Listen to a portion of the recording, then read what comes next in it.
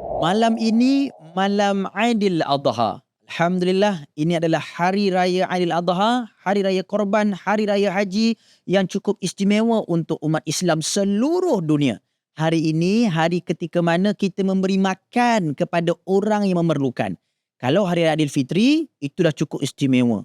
Tapi hari raya Aidil Adha lagi besar sebab kita ada ibadah bagi makan kepada orang susah.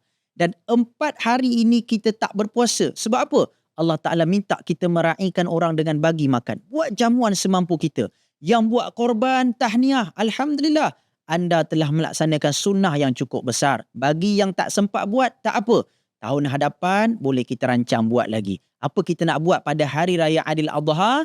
Pagi hari raya, kita pergi solat, kita berwangi-wangi, kita makan ambil pahala sunat, kita solat hari raya Aidil Adha, dengar khutbah.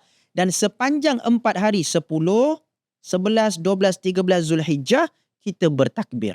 Allahu Akbar, Allahu Akbar, Allahu Akbar. La ilaha illallah, Wallahu Akbar. Allahu Akbar, walillahil ham. Bertakbir, bertakbir, ulang banyak kali.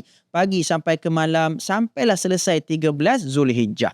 Moga-moga Allah Ta'ala menerima amal kita. Terima kasih kerana memberi makan kepada fakir miskin. Kerana orang-orang yang memberi makan kepada fakir miskin ini, mereka akan diberikan makan kembali pada hari kiamat.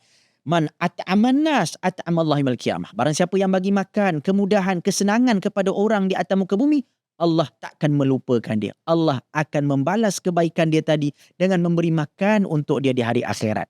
InsyaAllah, segala zikir, segala doa dalam bulan Zulhijjah, amalkan sama-sama, panjang-panjangkan.